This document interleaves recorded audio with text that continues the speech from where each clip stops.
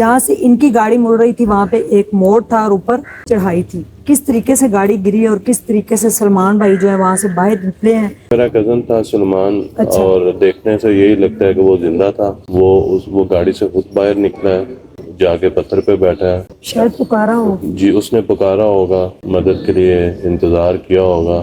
جنازے 3 کٹھے جنازے جی یہاں سے اٹھے ہیں اس گاؤں سے. جی جی کیا عالم تھا. انڈس ریور ہے ساتھ, جی. تو اس کے پانی کا شور بھی اتنا زیادہ ہوگا کہ اس کی چیخ پکار کہیں تک پہنچی بھی نہیں ہوگی. کتنے دن گاڑی کا سراغ ہی نہیں ملا. جی جی. یہ جو نیکسٹ چیک پوسٹ تھی اس کے بعد جانے میں کتنا وقت. 9:30 پہ انہوں نے مجھے ایک اپنی ویڈیو بھیجی تھی جہاں پہ وہ جس ہوٹل میں اسٹے کر رہے تھے. بسم اللہ الرحمن الرحیم. السلام علیکم ناظرین. سب سے پہلے کروڑوں درود و سلام محمد مصطفیٰ صلی اللہ علیہ وآلہ وسلم پر.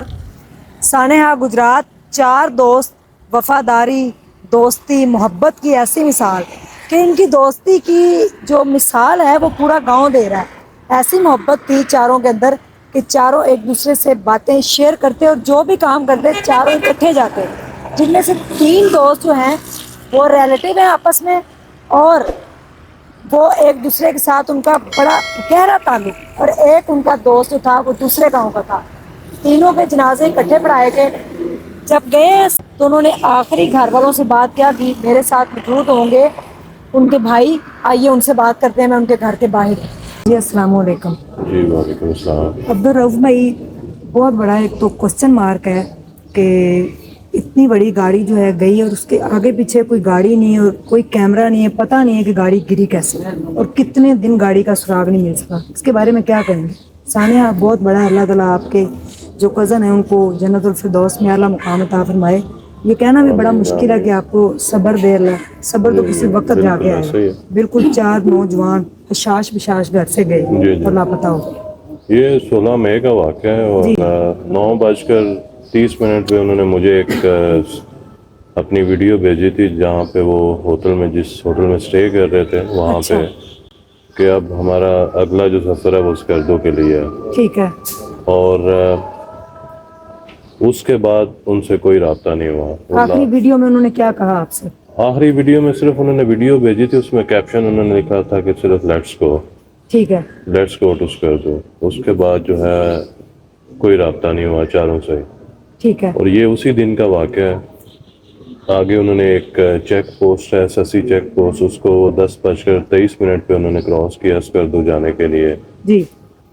وہ بھی ہمیں ان کی ڈیڈ باڈیز ملنے سے 1 دن پہلے پتہ چلا کہ انہوں نے چیک پوسٹ جو ہے وہ کراس کی ہے. CCTV میں جو CCTV میں گاڑی کی فوٹیج آئی, ان کی جو لوکیشن تھی, جو لاسٹ ان کے ہم نے CDR جو نکلوائیں وہ کسی اور ایک پوائنٹ ہے جو بلوٹ وہاں کی تھی, جو اسی ایریا میں ان کے ٹاور نے سگنل دیے ہوئے تھے اور انہوں نے وہ جو لاسٹ لوکیشن ہے وہ بتا رہے تھے. ٹھیک ہے. اس کے بعد اس لوکیشن کے بعد کوئی سراغ نہیں ملا. اور پھر وہ جو لاسٹ CCTV ہم نے 3-4 دن بعد ہمیں ملی, اس کے بعد پھر ریسکیو سرچ انہوں نے سٹارٹ کیا وہاں پہ آگے اسی اسکردو والے ٹریک میں. تو وہاں کسی ریسکیو والوں کو وہ جو پیدل ان کا سرچ اینڈ ریسکیو مشن تھا, تو اس میں ان کو تھوڑے سا سراغ ملا روڈ کے اوپر گاڑی کا جو میٹ ہوتے ہیں ان کا کوئی پیس گرا ہوا تھا. وہاں سے ان کو پھر جو ہے نا وہ پتہ چلا اور انہوں نے نیچے کی طرف دیکھا تو ان کو گاڑی مل گئی. گاڑی مل گئی, یعنی کہ کتنے دن گاڑی کا سراغ ہی نہیں ملا. جی جی. یہ جو نیکسٹ چیک پوسٹ تھی اس کے بعد جانے میں کتنا وقت تھی, یعنی کہ 20 سے 25 منٹ بتا رہے ہیں کہ لگنا تھا. ہاں جی, اس میں اتنا ہی ٹائم تھا, میکسیمم گھنٹہ لگ سکتا تھا. لیکن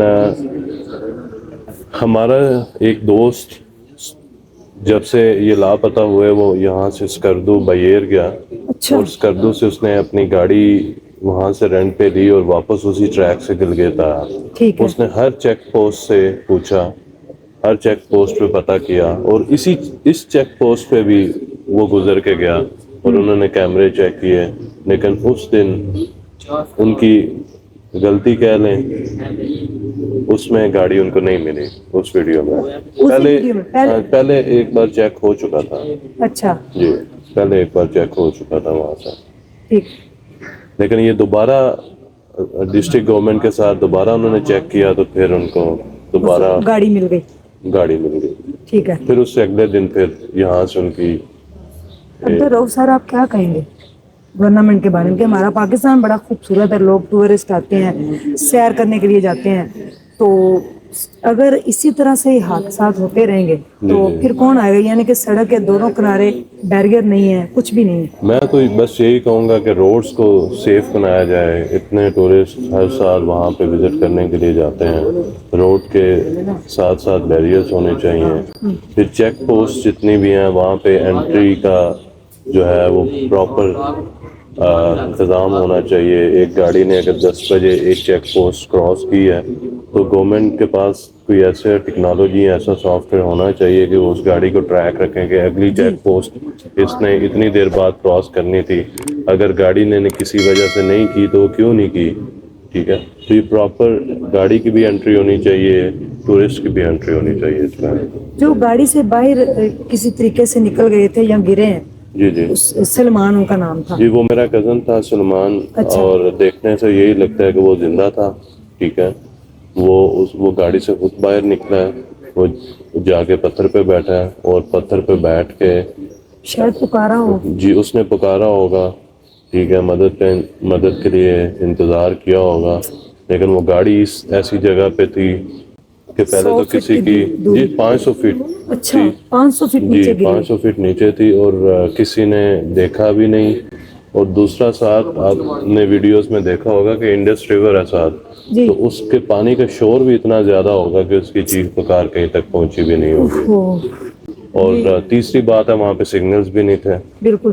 جہاں پہ سرچ اینڈ ریسکیو آپریشن اوپر چل رہا تھا وہاں پہ بھی لوگوں کے پاس سگنلز نہیں تھے. لاسٹ ویڈیو آپ کے پاس ہے جس میں چاروں دوست اکٹھے نظر آ رہے ہیں؟ نہیں, اس میں چاروں دوست تو نظر نہیں آ رہے, لیکن اس کی اپنی سنیپ نظر آ رہی ہے. وہ اس نے ہوٹل کی اور سلمان کی. جی. اچھا, سلمان اور واصف اور دوسرے عمر, یہ تینوں آپس میں ریلیٹیو بھی ہیں. عمر اور سلمان آپس میں کزنز ہیں. ٹھیک ہے. اور جو واصف ہے وہ ان کی خالہ کی بیٹی کا ہسبینڈ ہے. ٹھیک ہے. ہاں جی. یعنی کہ دماد ہوا نا. جی ان کا. ہاں جی. سر گھر میں جب آئے جنازے, 3 کٹھے جنازے یہاں سے اٹھے ہیں اس گاؤں سے, جی کیا عالم تھا والدہ؟ جی یہ تو ہم بیان ہی نہیں کر سکتے. اس سے پہلے بھی ان کی والدہ کی, دونوں کے والدین کی, ان کی والدہ کی, سلمان کی والدہ کی, عمر احسان کی, اور اس کے علاوہ واصف کی, وہ تو ہم بیان نہیں کر سکتے کہ ان کا کیا عالم تھا. اور بلکہ پورا گاؤں اور پورا علاقہ اس بات پہ کافی زیادہ غمگین تھا. ہر بندہ رو رہا تھا. جی بالکل. ان میں سے جو میرڈ تھا وہ کون تھا؟ وہ واصف شہزاد تھا. اس کی 2 بیٹیاں تھیں. اچھا. ہاں جی. اور اٹلی سے کون آئے تھے؟ اٹلی سے سلمان آیا تھا. ٹھیک ہے.